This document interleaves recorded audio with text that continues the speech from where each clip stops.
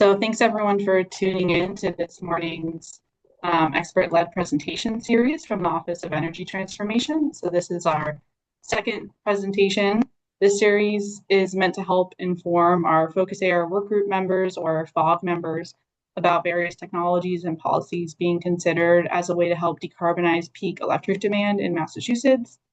This series is for information only and does not represent the positions of the FOG, the advisory board, or the state. Instead, this is meant to help provide sufficient information to FOG members so we're all working from a similar level of background information as we go into phases 2 and 3 in our Decarbonizing the Peak FOG, where we'll be assessing and recommending alternatives to fossil fuel powered peaker plants. So today's presentation is on the topic of energy storage. We'll be starting off with a presentation from Will McNamara of Sandia National Laboratories, followed by a presentation from Sarah Jackson of Form Energy, and ending with a presentation from Chris Sherman of Cogentrix. Each presentation will be about 20 minutes long with 10 minutes saved for questions. Please enter your questions in the Q&A feature in Zoom as they come up. All questions or comments entered into this feature will be visible by the panelists you see here today, but I will ask the questions to the panelists at the end of each presentation. And please keep all questions for our first presenter, Will, today to technical or clarifying questions. So with that, I will hand it over to Will to start us off. Well, good morning, and thank you, Catherine. Great to be with you all this morning. I really appreciate this opportunity to speak to this audience. So I thank the Massachusetts Office of Energy Transformation. So I am Will McNamara with Sandia National Labs. I'm also representing the LDES National Consortium. This is a DOE-funded initiative that I'll be talking to you about here in this presentation. So what I intend to cover today is really giving you some level-setting context around energy storage policy making and the increasing focus that we're seeing on LDES-specific policy making at the state level. So I'm going to give you some stats around where storage deployment is taking place today and attempting to make the correlation between deployment and policy making. Give you a couple examples of where we're seeing use case trending for energy storage, talk about a handful of state policies. Then we'll move into more of a discussion around LDES technology categories, the current work of the LDES National Consortium, and then I'll end up talking about how the current state of LDES technology work that we're doing in the consortium really aligns very closely with the new guiding principles that have been articulated by Energy Secretary Wright. So where is energy storage being developed right now?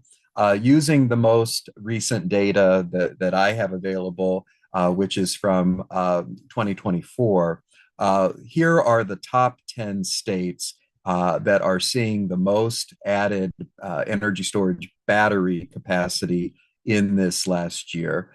So the top 10, I'd like you just to take a moment here and look at these top 10 states, because I'm going to be speaking about them and trends that I am seeing. What I find really noteworthy about this list of 10 is that of the 10, 6 of them have at least one energy storage or related policy in place. And when I talk about energy storage policy, it's a very broad term. It can include a lot of different policy levers, but mostly what we are seeing is a procurement policy driving the state toward either a mandate or a goal for energy storage procurement. We also see energy storage incentives that can be subsidies from the state, tax credits, inclusion of energy storage in utility integrated resource plans, and then correlation between energy storage policy and renewable energy goals. Now, I want to make note of the fact that these data here are not necessarily specific to long duration energy storage. It's inclusive primarily of short duration, but we can see here California is in the lead, followed by Texas, and then the other states that are listed here. Uh, Taking a step back and looking at the national trends, as I track this work, I'm a policy analyst for Sandia. And in the work that I've been doing in this space, there are about 15 states that have what I would characterize as having substantive energy storage policy frameworks, meaning that they have more than one energy storage policy currently in place. In parallel to that, there are 19 states that have 100% clean energy or 100% renewable goals that are in place with pretty aggressive deadlines.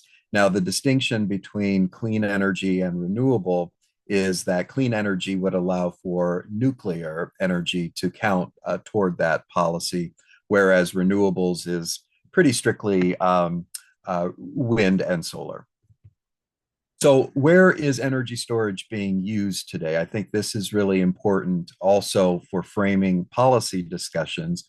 Um, at this point in time, the primary use case for energy storage is still smoothing out the variations that occur with increased solar and wind. So, storing the excess renewables for later use. That's you'll see at the far right column here. 50% of the usage is for that primary use case. But we're also seeing arbitrage in some markets. That's buying low, selling high in the market. Frequency regulation is at about 45%. And then system peak shaving, which I know is of interest to this audience, is there at 41%. And I think this is really pertinent because as we start talking about policies, that leads us into a conversation around compensation. And we get into discussions around, well, what are these use cases worth and how should they be compensated in various markets? So, starting out kind of from a high level perspective, what are the indicators of a strong energy storage marketplace? I would say that several factors play into that. Having a robust policy framework, as I said, states with more than one policy lever in place. I would also say evidence of large scale projects. So, states like California and Texas have seen the development of massive battery storage projects which significantly contribute to their overall capacity. Also, an indicator would be decreasing costs. As we see scale increase, ideally, we're starting to see falling costs for batteries and other energy storage technologies. Renewable energy growth. There is a pretty inherent correlation between increasing renewables levels and the need for increasing energy storage levels. There's a pretty standard industry conclusion that as we get north of 60% renewables penetration, that's where we really start finding an exponential need for long duration energy storage. And that, as defined by the Department of Energy, is 10 hours plus in duration. And grid reliability. Using energy storage technologies primarily to maintain or enhance grid stability, particularly during periods of high demand or when renewable energy generation is low. So, what we're seeing is explicit objectives for energy storage that are tied to grid reliability. We're also starting to see this emerge within the concept of virtual power plants. This is generally speaking, aggregated distributed energy resources in which energy storage can be included, aggregated and utilized by a utility for grid operations. So, my question that I kind of set out here to address is there a correlation between energy storage policymaking and energy storage deployment? I would say that clearly the data shows that the answer is yes. Now, there are exceptions, namely Texas, and I'll touch upon that. But for the most part, I think that we can draw a pretty strong conclusion that there's a sensibility of build it and they will come. In other words, energy storage deployment is occurring where developers see a strong policy framework within a state that's welcoming to them and incentivizing and enabling the deployment of energy storage. And I think that that is the trend that really is proven by the data. The number one example still remains California. California was the first state to have procurement policies in place. There is now a carve out for long duration energy storage to be deployed between 2031 and 2037. And there are strong subsidies and incentives offered in California.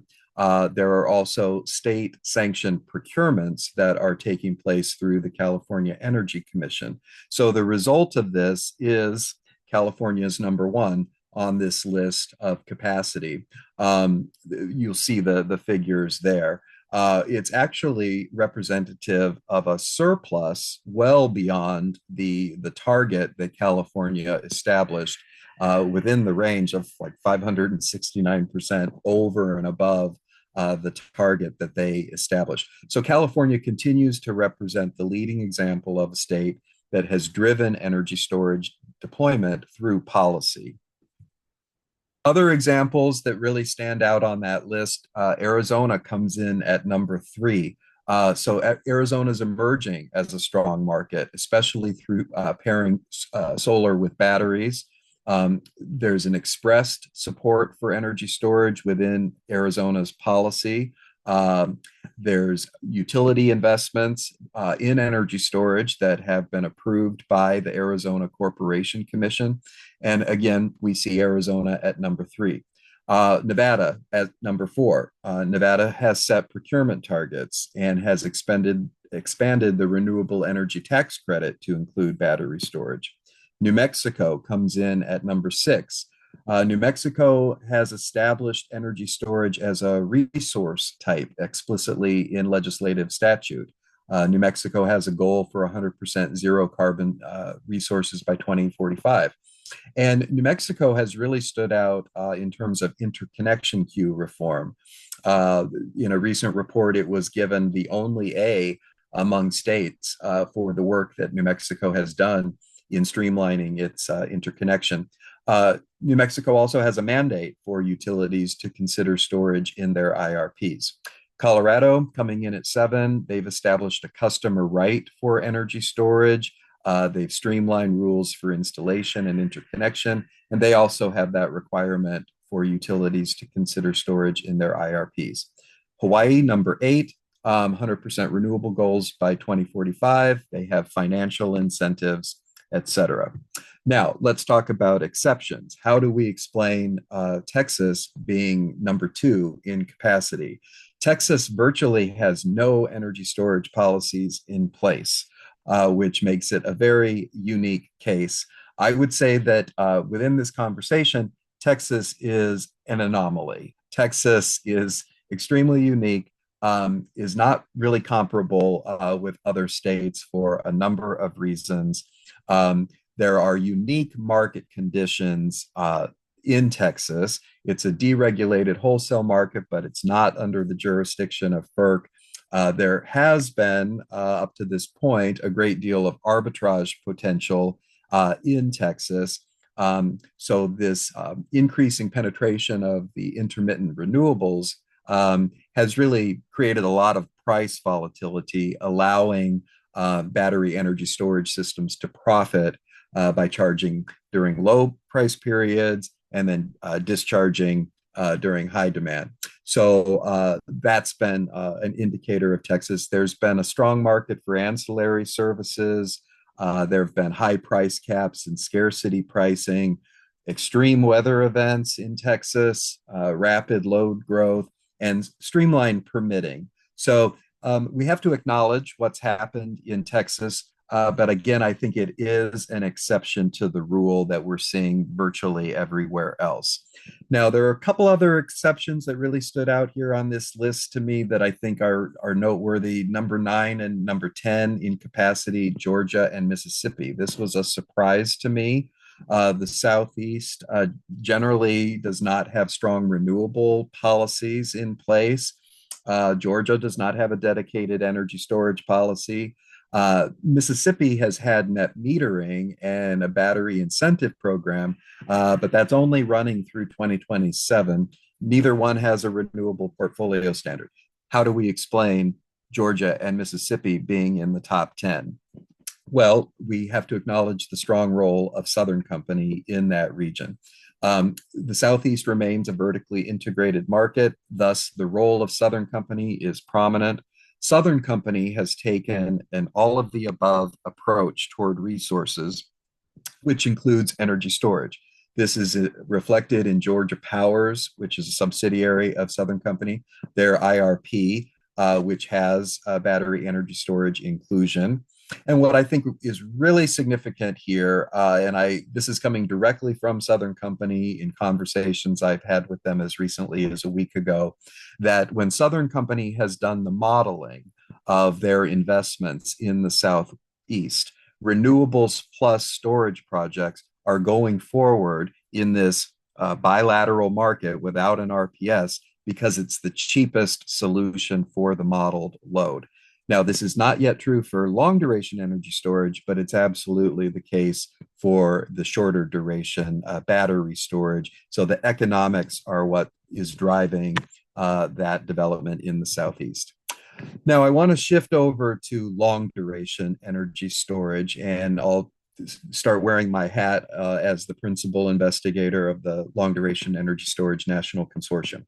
I won't spend a whole lot of time on this, but there are four different categories of long duration energy storage. We have thermal, mechanical, chemical, and electrochemical. The point here is that LDES, although it gets referred to in a kind of a singular acronym, it is not one thing.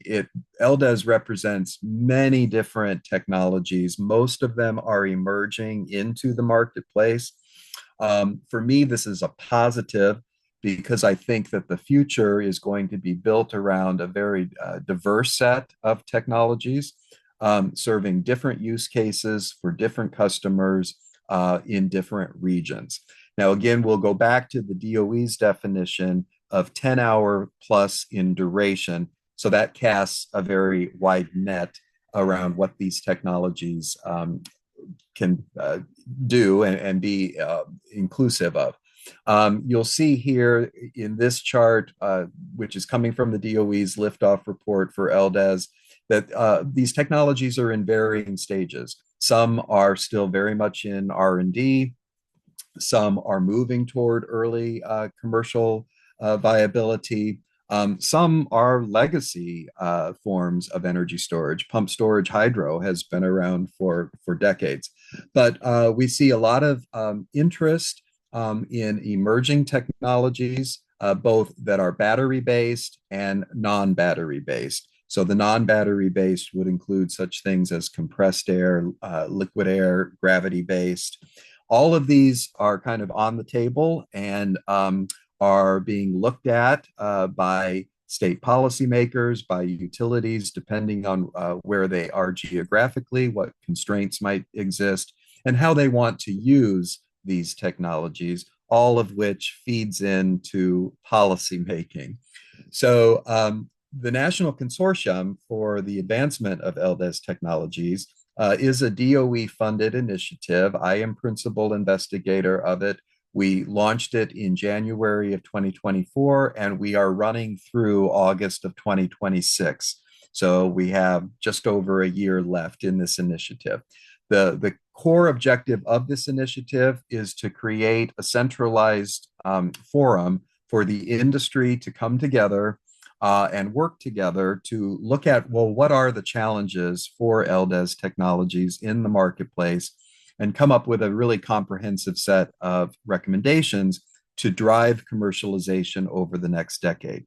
So we have about 200 teaming partners that have joined forces with us. They include technology developers, investors, policymakers at both the state and the federal level, utilities, academics, et cetera. I would hope that many of you in this audience are already joined with us, but if you're not, there's still a lot of time to join forces with us and contribute to this effort. And I think that the value that you would find in joining us is abundant. Not only are you getting direct insights into what's happening in other states and areas, but you're contributing to the conversation. You're helping us identify, for instance, in Massachusetts, well, what are the challenges that you're facing in getting these new technologies deployed? So we've been working at this now for over a year. Here's a quick snapshot of the demographics of the types of teaming partners that we have participating with us. We have produced two sets of industry recommendations at this point. We just submitted our second set, and we started out with the challenges that had been identified by the Department of Energy in the liftoff report from 2023. And these challenges covered a broad range of the industry, but from a policy perspective, there were a number that really stood out. For instance, a uniform approach toward developing resource adequacy compensation for long duration technologies does not presently exist. And this is true both in the regulated markets and the competitive wholesale markets. Presently, there's not really a solid framework for evaluating LDES technologies against what are pretty consistent competitive factors, comparing them against more traditional resources.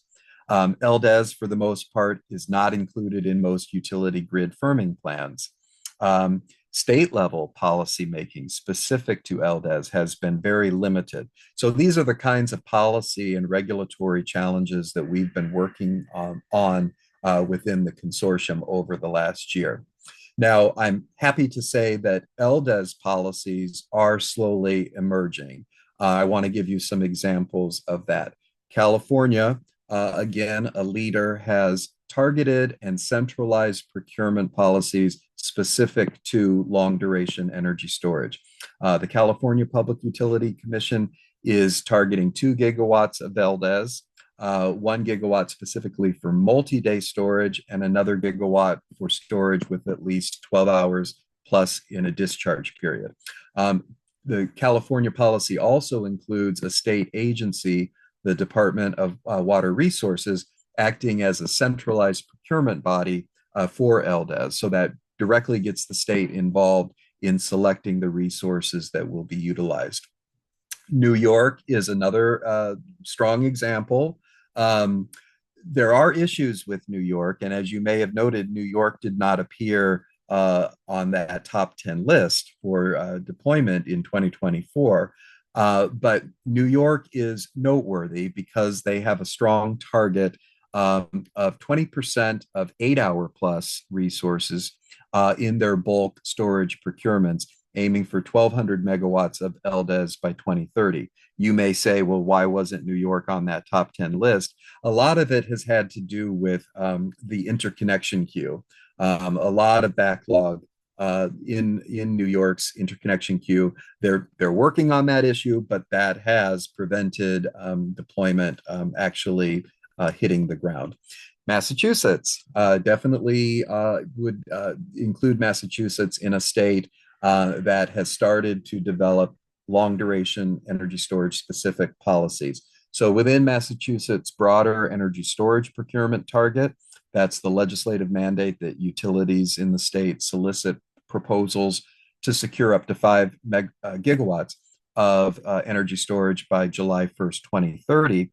The target includes specific capacities for mid-duration energy storage, which is that 4 to 10 hour range, long duration, the 10-hour to 24 range, and then multi-day, 24 hours plus in storage. So Massachusetts is an example of a state that is defining LDES specific policy within its broader energy storage policy. Couple other just a quick time check. We have about 5 minutes left, including perfect. Thank you, Catherine. Real quickly, these two states have emerged just within the last couple months. I want them to be on your radar. The state of Maine currently is exploring the potential for LDES. They're developing a solicitation that's about ready to go public, looking at how to expand upon their existing energy storage target to incorporate LDES.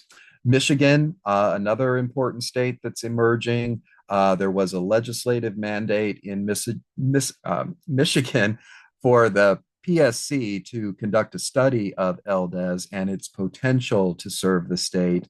That report was completed in February, and Michigan is presently establishing processes that would guide the exploration of LDES into utility planning. As I mentioned, the consortium is actively developing industry recommendations. We are making these public as soon as they are available. I'm going to give you the website link here in a moment. So again, that's available to you to see where the consortium's headed in terms of policy development, and increasingly a number of specific states with their recommendations. I want to close by saying that long duration energy storage has a great opportunity to support the grid and really align very closely with what are the new guiding principles of the DOE Secretary Chris Wright. Of course, he was appointed in January. Shortly after that, he released a set of guiding principles. There were 9. The ones that I've put into bold here are ones that I'm drawing your attention to, because I believe that there is a strong case that can be made that long duration energy storage technologies directly support these guiding principles. So we're talking about things such as grid security, grid reliability and resilience, integrating nuclear power, integrating natural gas. So we are actively, as part of the consortium, making that case and emphasizing these use cases that align directly with the DOE's vision. So here's our website down here at the bottom. I'll leave you with that, and I will stop for questions, along with an acknowledgement that my work is funded by the Department of Energy Office of Electricity and the Office of Technology Commercialization. So thank you, Catherine, and I'll stop now for questions. Thank you so much, Will. So our first question was actually way back for slide 3. The question was about if storage includes pumped storage hydropower and what percentage of the total storage is hydropower versus other storage. And I think you actually ended up speaking to that down the line, but. Yeah. And I stopped sharing, but this is something that I would have to follow up on for this particular data. Now, for the definition of long duration energy storage, we as the consortium absolutely include pumped storage hydro. The extent to which these 2024 capacity developments were inclusive of pumped storage hydro, I would probably say it's on the low side, just because there's not been a whole lot of new development of pumped storage hydro nationally. The development has been mostly concentrated on the battery-based energy storage. But if we have a name associated with that question, I'd be happy to follow up and get specifics around that percentage. Sure, thank you. And then our next question might be the last question we have time for today. Can you speak to the outlook for medium duration technologies, so A+ hours versus LDES for near-term grid firming applications? Yeah, so this is really an interesting topic that is evolving. Again, since I am funded by the DOE, I go by the DOE's definition, and that is 10 hours plus. Other jurisdictions have defined LDES slightly differently. California, noteworthy for the 8 hours plus. I think that there are different use cases that can be tied to different duration levels.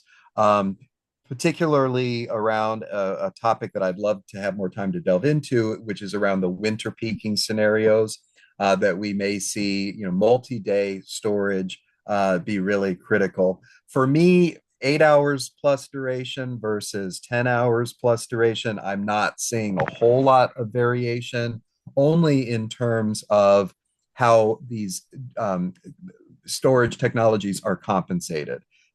Because right now, there's no or very little recognition of duration variation. So, in other words, compensation comes based on megawatts, not megawatt hours. And we need to create policies that recognize duration, and therefore a 10-hour capacity is valued differently than a 4-hour capacity. And in that process, yes, there would be recognition of 8 hours versus 10 hours. But in terms of the use cases, I don't see a whole lot of variation there.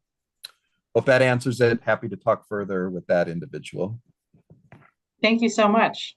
And I think it's time for our next presenter, but thank you very much for your presentation. That was very informative.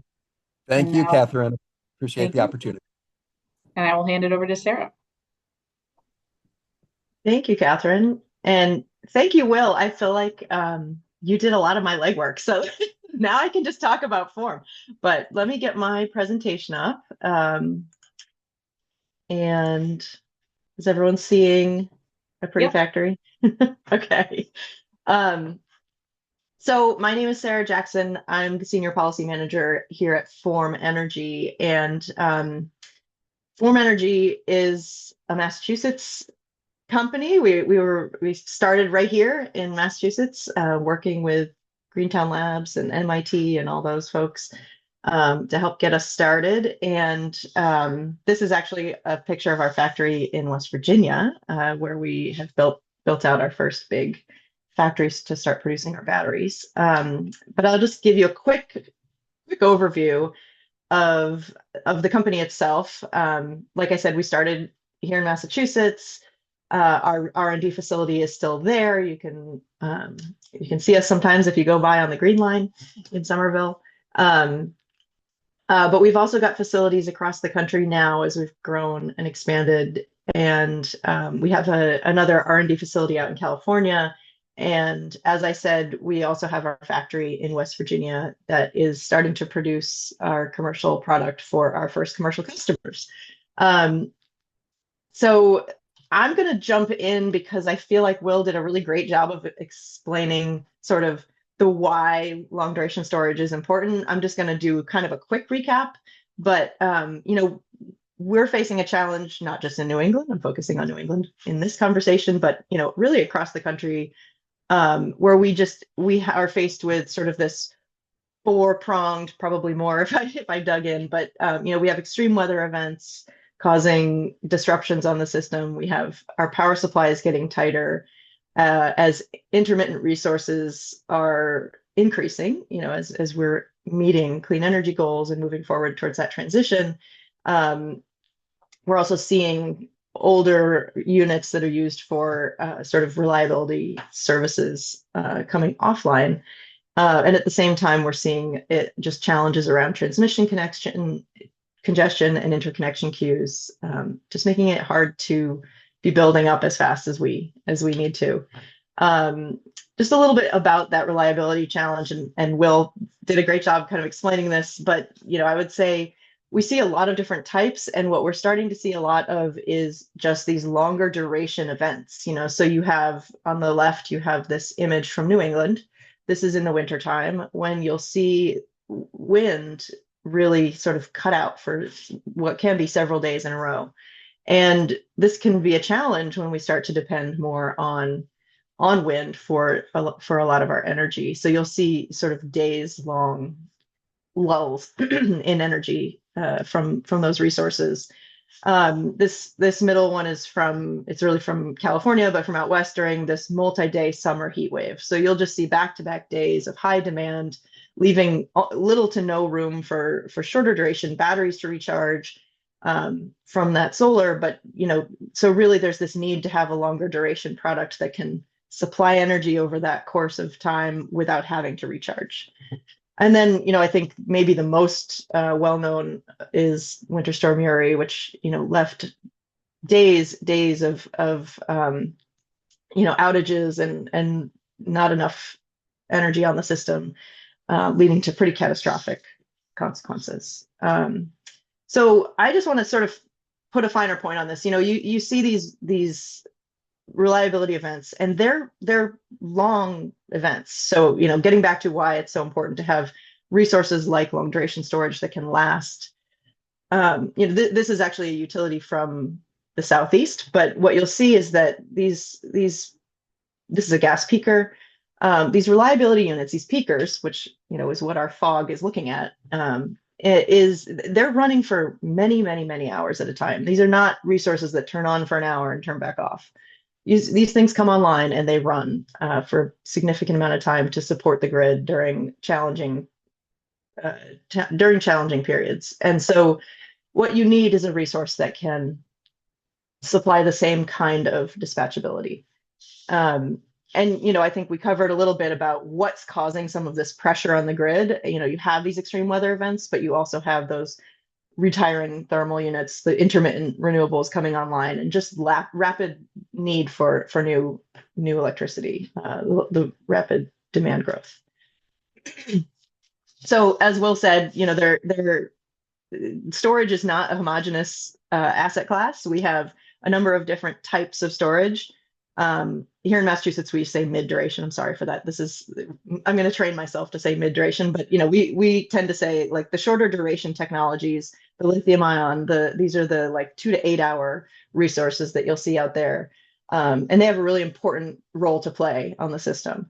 You have these intraday resources, and those are actually more like your pumped storage hydro. We have a flow battery listed here, but so those are your kind of 10 plus, but still within a day, shifting from one time of day to another, maybe from the evening to the next day, that kind of resource that can serve that purpose. And then you have what we refer to as multi-day storage.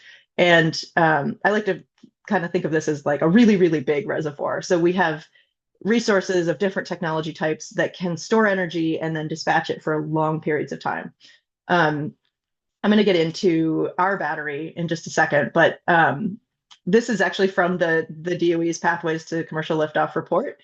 It's a little bit of a busy slide here, but what the takeaway I want you to see is that the DOE found that more than 1/3 of US storage needs to be from long duration and multi-day storage resources by as soon as 2030. And, there's two scenarios here. One has, lithium ion costs going way down. One has sort of a more moderate perspective on what lithium ion costs might do over the next 5 years. But I think what's important is that no matter how you look at it, you see big chunks of this. I'm not sure if you can see my cursor, but this sort of middle green, not the super light, not the dark, but the middle green color, which is that multi-day storage, the storage that can provide energy for a couple of days at a time without recharge. I'm going to skip this since Will showed maybe an even better one. So I'm going to now dive into just what Form is. So Form Energy has an iron air battery. Our first commercial product is this rechargeable iron air battery. And this graphic depicts the chemical process, how it works. So essentially you have this metallic iron plate inside of our battery cells, and that metallic iron plate is submerged in an aqueous electrolyte, a water-based electrolyte. And when you want to discharge that battery, you bubble air into that battery cell, and you essentially rust the iron inside. And that rusting process discharges an electron. Now you have a rusted plate in there. If you need to recharge that battery, you run an electrical current in, and it unrusts, which is my favorite. It reverse rusts the plate, and it goes back to a metallic iron state. So it's a really fairly straightforward and simple process, at least in theory. And it has been around. I think it was discovered in the 60s, actually. We didn't invent this process, but what we have done is taken this technology and made it work on the system. We really like this technology because you have a really low cost set of components. You have iron. I think one of the most abundant resources on Earth. You have a water and essentially air. So these are the pieces that make our battery run, and those are available anywhere on Earth. They can be scaled globally, and they're very cheap pieces, and compared to some of the other battery types we have out there. They're also extremely safe, which I think is really important in the current sort of narrative around storage, which I think is helpful. That using iron, using a non-flammable electrolyte, we have no risk of thermal runaway. That's been confirmed by the UL 9540A testing that we've done, and so we have essentially a product that can be very safe sitting out in the field, and that communities don't have to have concerns around. And then, I think just being able to provide the reliability that we're looking for on our system, whatever our system looks like, we want it to be reliable, whether it's all wind and solar, whether it's, nuclear and gas. I think we want to make sure that it has a backup system and it has flexibility and dispatchability built in as part of it. So just a quick look at what our system looks like. These are renderings, not real batteries, but this is a cell in which that metal plate I was talking about is inside this big cell. You line a bunch of those cells up in this module, put a bunch of modules together inside of an enclosure, and then you have all your enclosures together. And so this is a power block, with some of the components that link it all together. And then you can put as many of these power blocks as you need. So this is essentially a scalable technology. You have enough space, you can put a bunch of power blocks to do what you need in the battery. So this is just going back to the way that these batteries work. This is I know the Canal station is part of this FOG working group we're looking at. So I grabbed a few pictures of some times when Canal was operating. And it just goes to show, these peakers are really running pretty long periods, not frequent, but when they run longer. And so, this is just a couple examples. That was winter. This is a summer day at Canal. This is a different unit that is not, I don't believe, part of the FOG's process, but I believe this one is in Massachusetts as well. And this is just this is a spring day, a summer day. You just see these sort of long periods where, in order to replace, this is the working group on peaker replacement. In order to replace those peakers, you would need to have something that could run for these longer periods to cover the reliability need that these resources provide. And so, multi-day storage can do that. Multi-day storage is, our product, our iron air battery, is a 100-hour product. There are other types of technologies in this multi-day space that have different durations. But what you have here is, this shows you an example of how when a battery is running dispatched against a gas peaker, can it cover those same operating needs that gas peaker is providing? And what it shows you is that multi-day storage misses none of that generation that the gas peaker is providing. This one's from the Southwest, but other types of storage, they're not going to be able to hit all of those operating hours just because of the duration of the way those resources are dispatching. And this one, can you see the slide? Okay. So this is a point I want to make because I've seen this get kind of misrepresented in other places. But having multi-day storage, having long duration storage on the system it's really key, because what it does is it makes the best use of what we do build. So the solar and the wind and the whatever else we're building in Massachusetts and in New England, multi-day storage helps make the best use. It optimizes those resources, which means you don't have to build so much in the end. So what you see here on the right is a comparison. This is taken from the Massachusetts roadmap study. We used the data from that study and added in a scenario that includes long duration storage, which it didn't previously. But so what this shows is that without multi-day storage, in order to meet, I believe this is a zero, I think this is the zero carbon scenario here. You'd have to build a lot more resources, which is going to cost a lot more money and take up a lot more land than if you have multi-day storage on the system.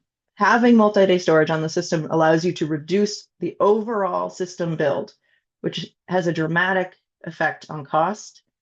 And I think most of us know here in New England, it's tough to build stuff in our space. Our land has a lot of competing interests that we want. We want preservation. We have other uses for that land. We don't want to just put too much of these resources on the whole landscape. So being able to reduce that pressure on the land is also a really key and important feature that multi-day storage in particular can provide. In the end, I want to just say, like, it's not one or the other. We need short duration storage on the system. It's really critical. We need long duration storage on the system. It's going to be really critical to meeting the goals that the state has for clean energy, for climate, for emission reductions. And we need multi-day storage. It's going to also be critical, and it's going to help save costs, and it's going to help reduce pressure on the land as we build out our clean energy future. So I think, yeah, it's my cool hard hat from the factory. That's my last slide, and I'm happy to take questions, and also happy if Will wants to join in, because I know we were both talking about long duration storage. Happy to let him have a few more minutes too for this. Thank you so much, Sarah. This is really informative and helpful to learn more about Form's specific technology. So we have one question off the bat, and others feel free to type your questions as we answer. How does Form dispatch to meet the grid or specific capacity needs at the time of use? What is the power management technology? So Form, it's a battery. So we have an inverter. We can dispatch sort of when we're called upon, or when the need is there. It depends on the region how the battery is dispatched and for what signals, and sort of who the use case, who the owner is of that battery. So our first I didn't put up the map, but our first commercial products, we have 14 gigawatt hours of batteries commercially contracted across the US right now. And the first one's being constructed right now in Minnesota. That one will be owned and operated by the Great River Energy Cooperative Utility, and they are. I don't know how they'll operate it, but my guess is they'll dispatch on a reliability need. So this is largely a reliability resource that can be used for daily arbitrage. That's not its sort of key reason for you're not going to build these to arbitrage. Your short duration batteries are going to be much more efficient at that.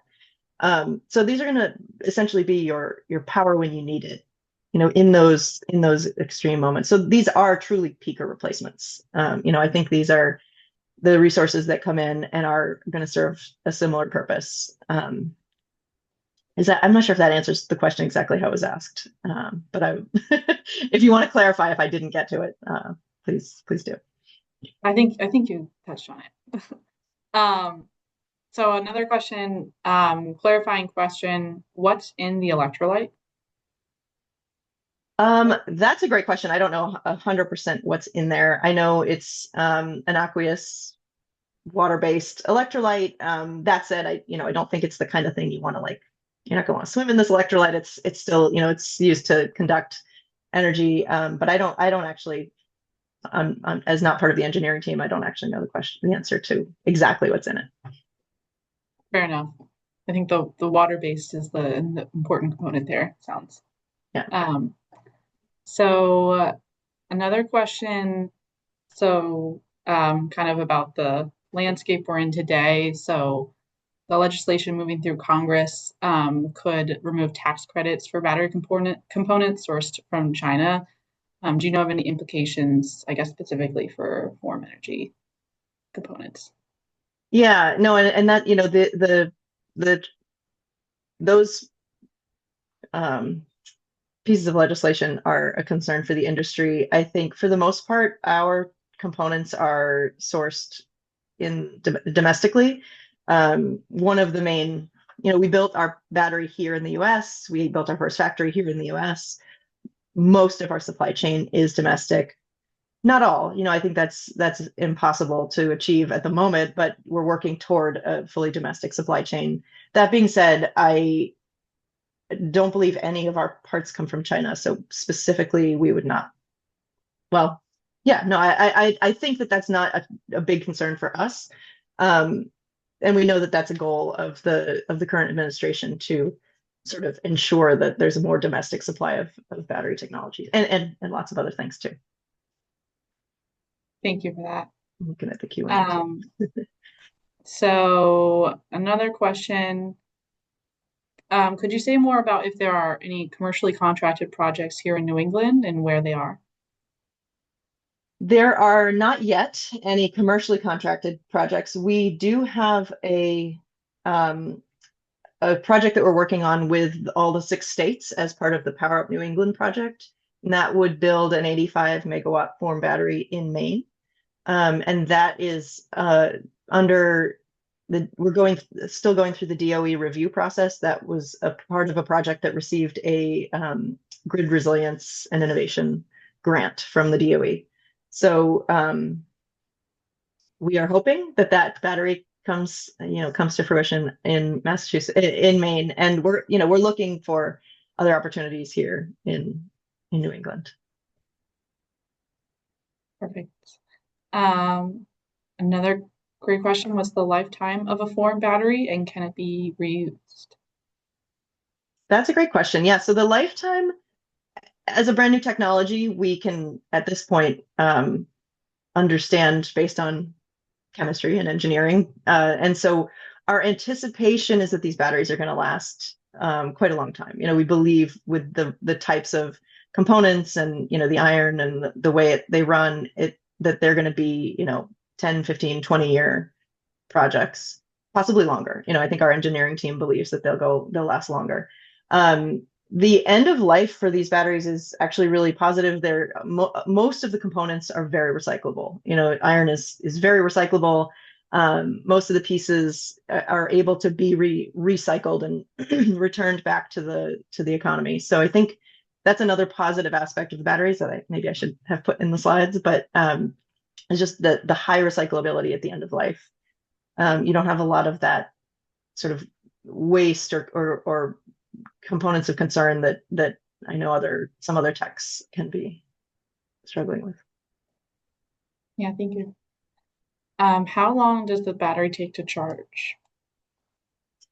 So the battery is, I will say, I think Will had a slide about RTE, so that's the round trip efficiency of batteries. I will say sort of the general rule of thumb is the longer the duration, the lower the efficiency. Our batteries can charge with the right setup, can charge in 100 hours. So a 100-hour battery can take 100 hours to charge. So that's generally we have a product that can do that. That does not mean it has 100% efficiency, though. We actually have a good amount of losses from the battery just because a longer duration is going to have a lower efficiency. Makes sense. That is okay. I just had one more. Hold on, let me read it.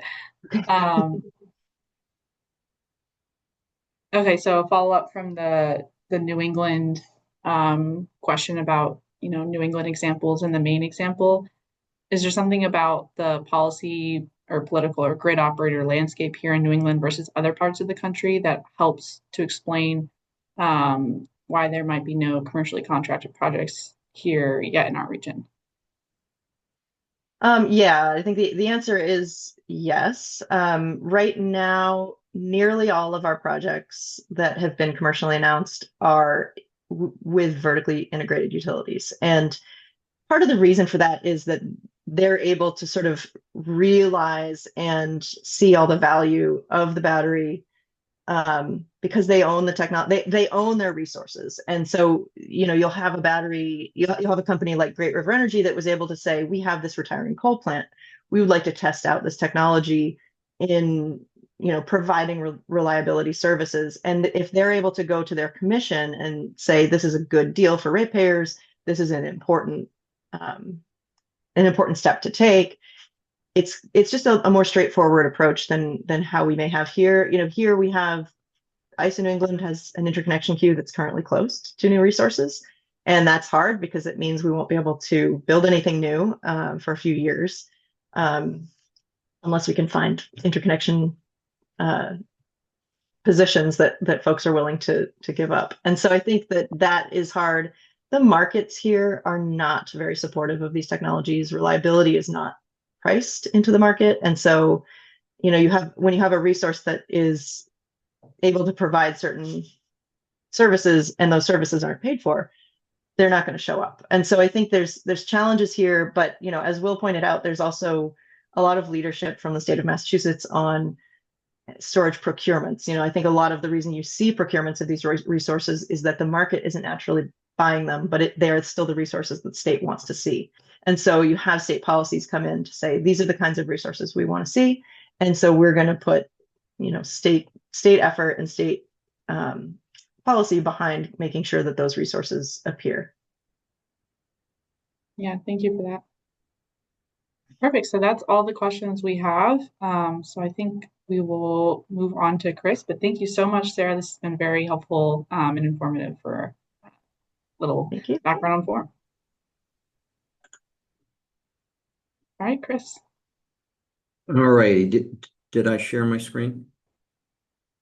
Yes, we see your PowerPoint. Okay, good. Thank you.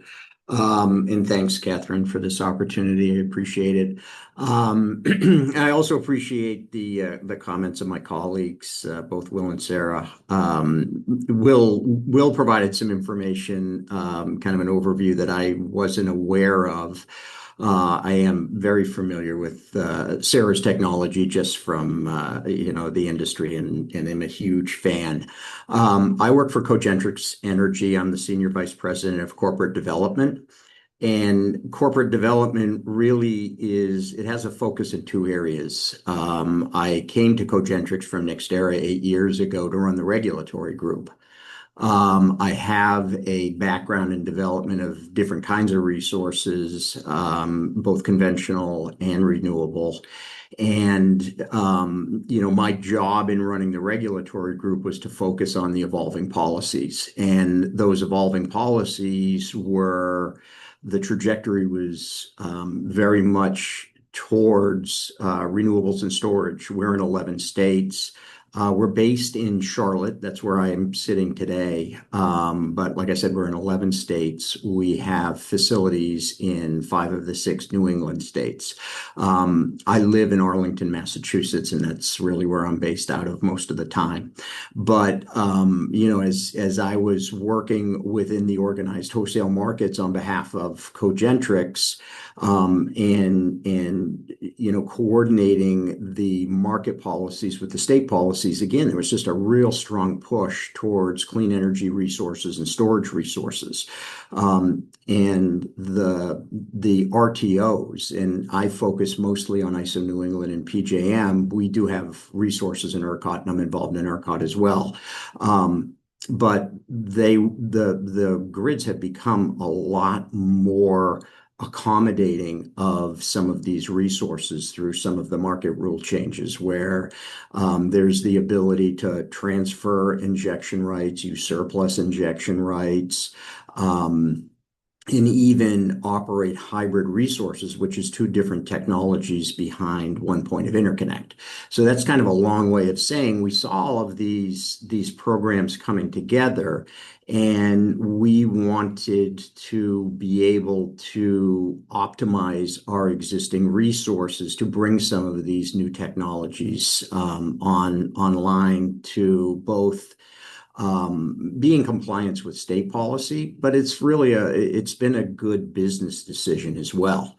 Often when kind of an interesting sequence of speakers today, because Will talked about the overall state and federal and kind of regional policies that drive these types of things. And Sarah talked about her technology. I work for a company that it's owned by an investor group. And so when I look at projects like this and the project I'm going to talk about today, I have to do that through the perspective or from the perspective and through the lens of an investor, and it's a business model. We are largely technology agnostic. I just have to demonstrate a level of durable revenue that we can finance a project on. And when I say that in public presentations, frankly, sometimes people are pretty intolerant to that. And I get some pushback as to, why that is driving resource development. But the reality is, that's the way much of this energy infrastructure is financed and developed. Sarah mentioned the vertically integrated, the utilities where it can be put into rate base.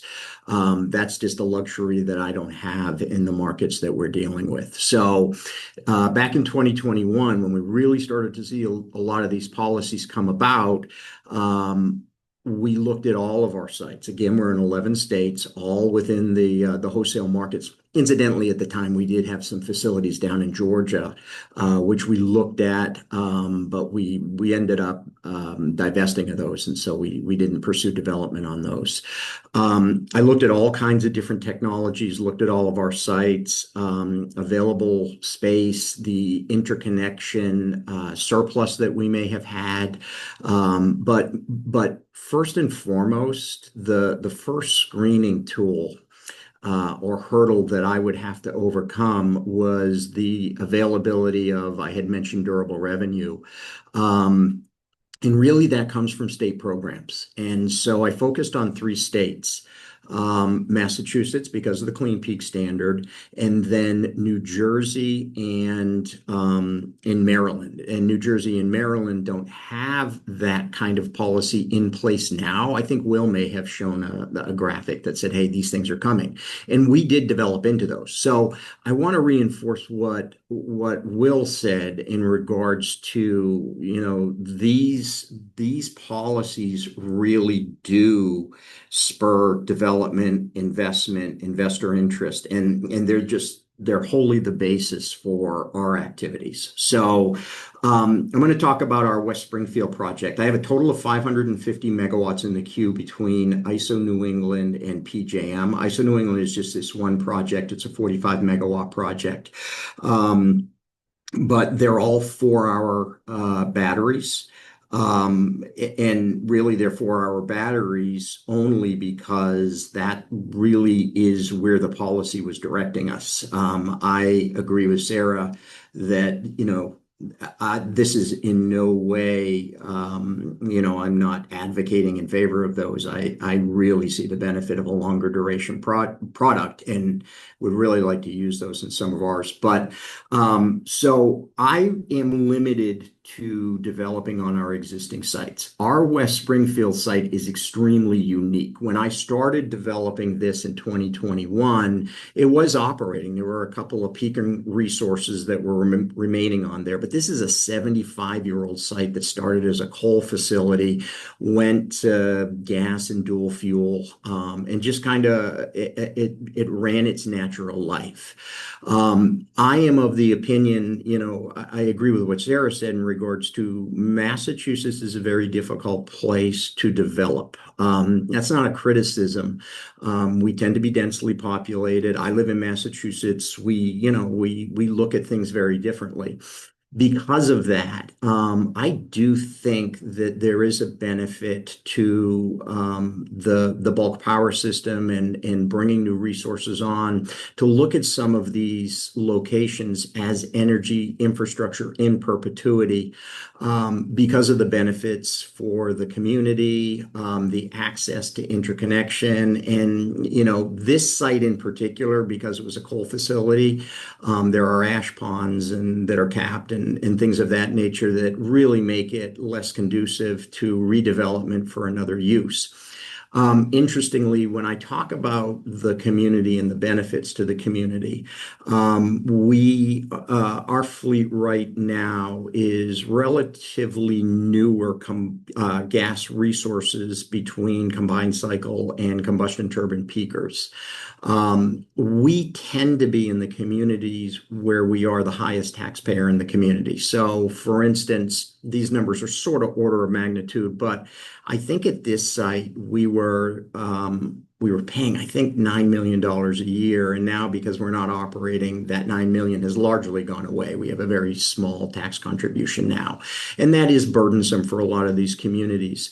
Nobody wants to host something that is, an environmental liability. But at this point in this, if it can be redeveloped to a cleaner use, it would be a tremendous benefit to the community. We're sort of just starting our outreach, even though it was 2021. We've been in discussions with everybody since that time, but this has been a very long project to develop.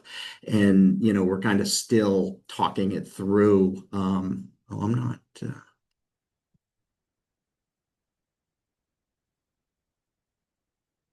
sorry.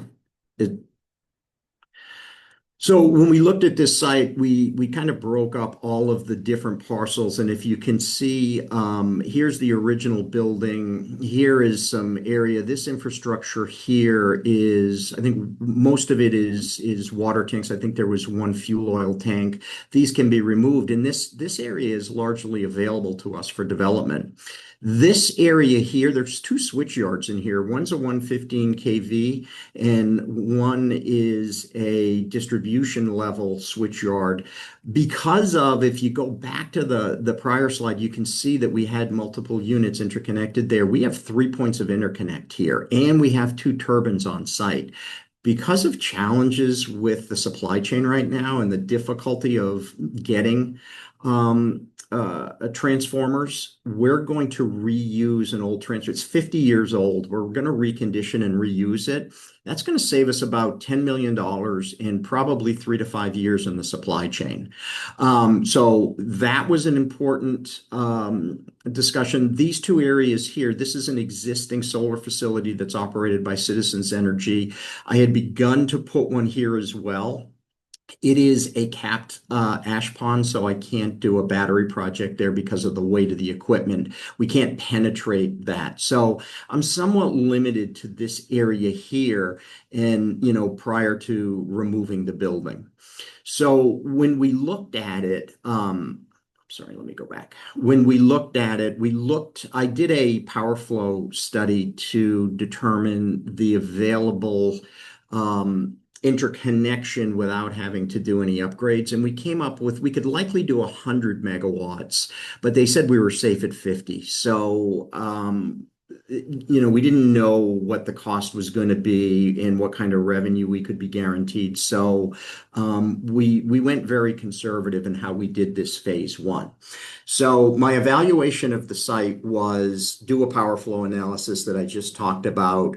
I wanted to size it 20 to 80 megawatts. Our commercial operation date as we sit here today is 2027. There was a question in regards to the uncertainty around tariffs in the ITC. I will likely have to push this back a year for a couple of different reasons. But as of right now, I have 30% modeled for the investment tax credit, which would immediately reduce our costs. And then the tariffs, if we have to look at a 50% tariff, obviously that would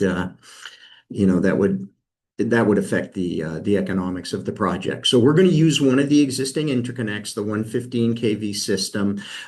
We did file in 2022, I believe, with ISO New England, had the system impact study as promised by our power flow analysis, no system upgrades needed. We have a fully executed interconnection agreement. It's a tri-party with Eversource, ISO New England, and us. Those survive without use until 2029, so I can kind of schedule the project accordingly.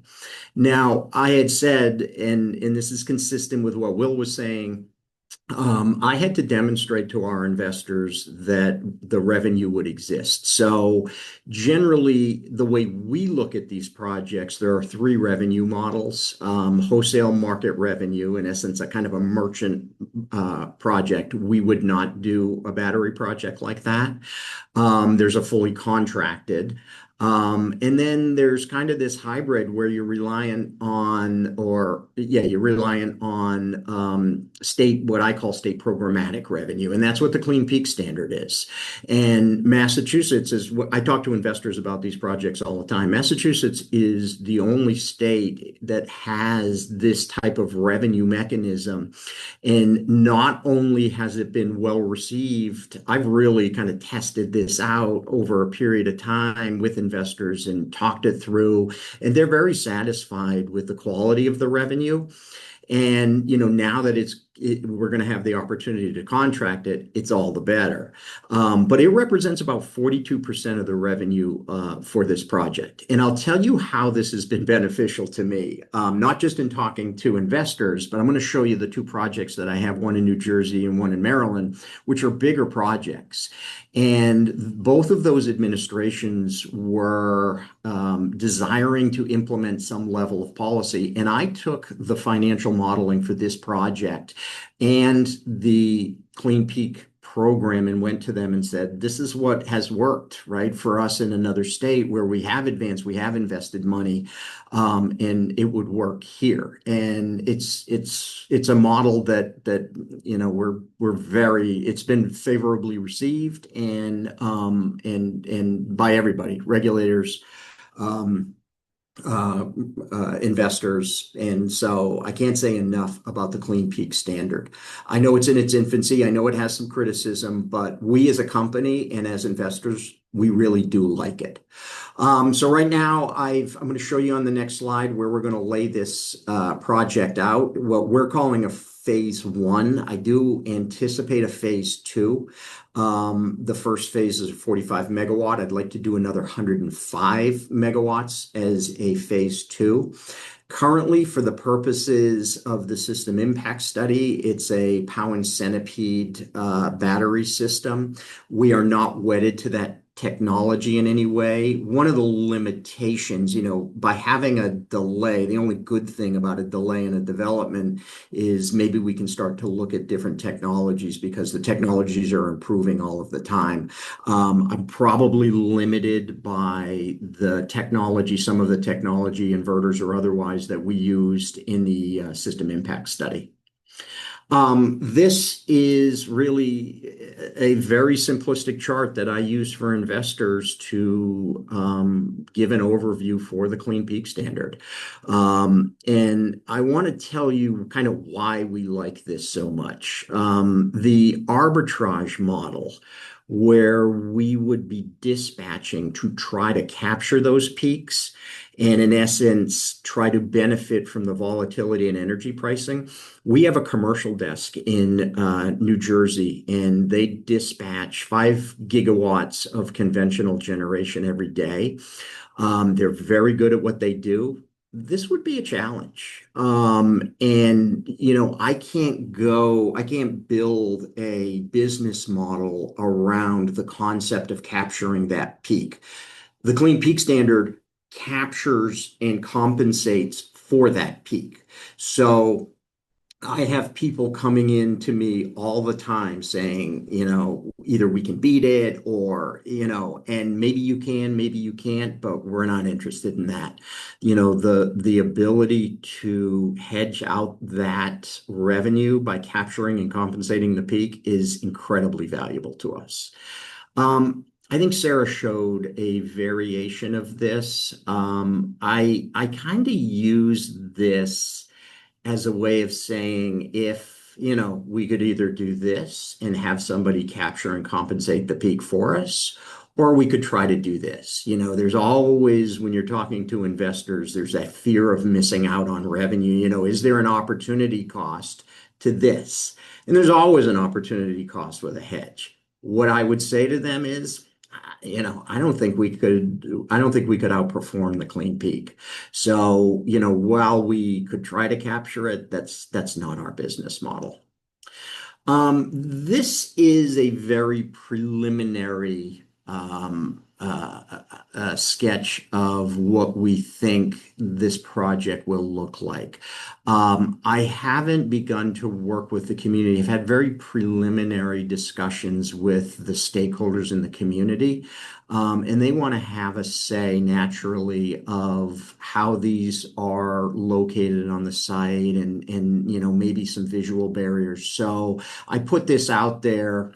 Again, a lot of times I create these for internal audiences just to say, hey, see, it can fit and it can easily fit.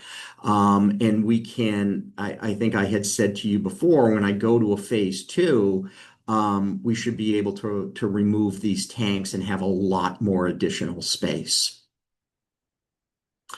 So the way it would look is 60 battery containers, 15 electrical inverters is the 45 megawatt, 180 megawatt hour battery system.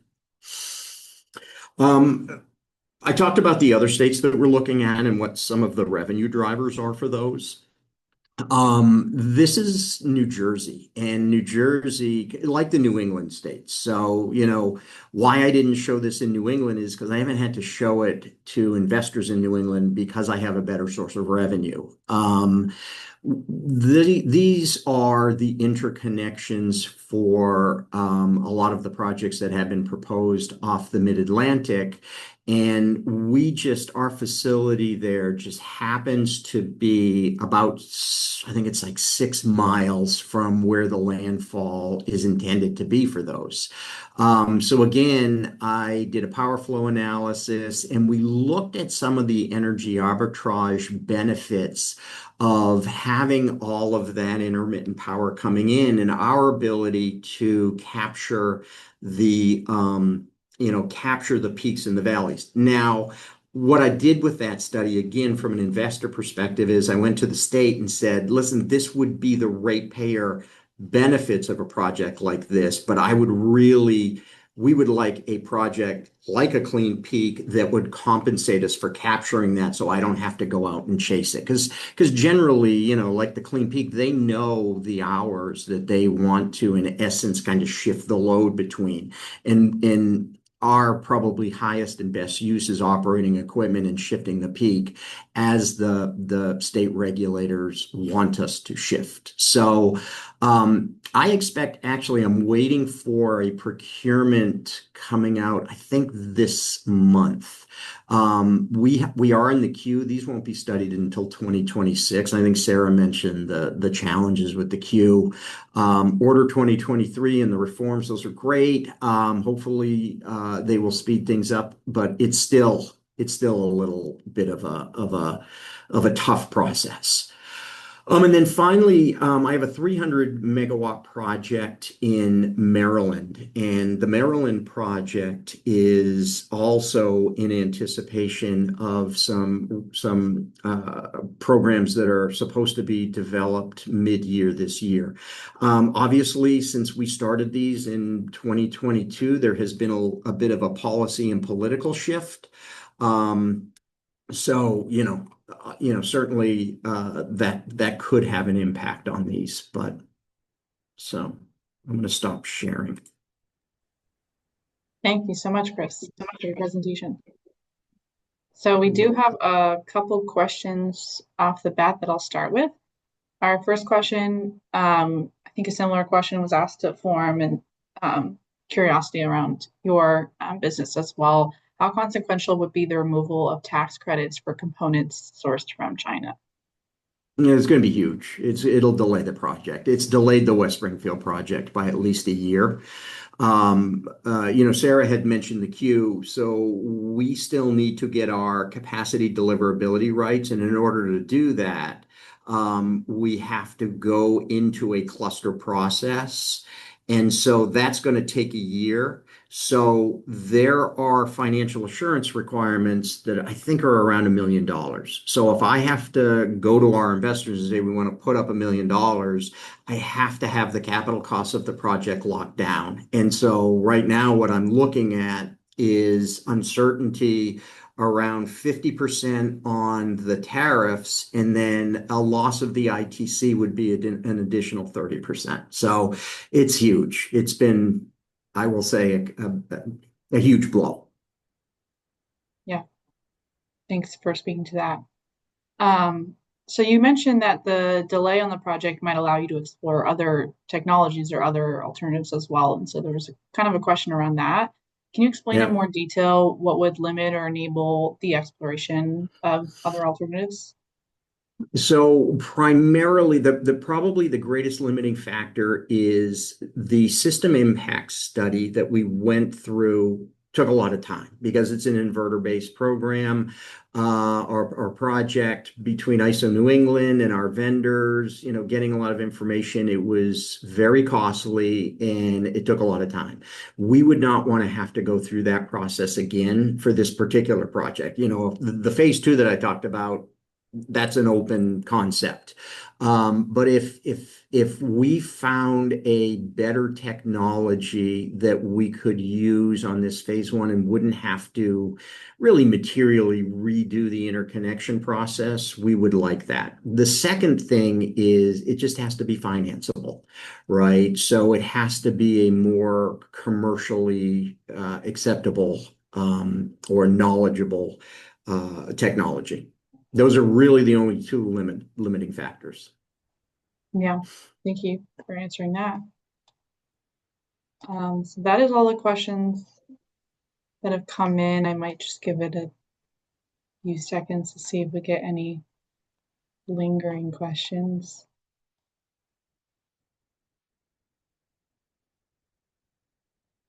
All right, well, thank you again to Chris, Sarah, and Will for all presenting today. I think this was very helpful for our FOG members to learn more about energy storage, the different technologies, and some demonstration projects that are out there. So we really appreciate your presentations today, and I think that concludes our session.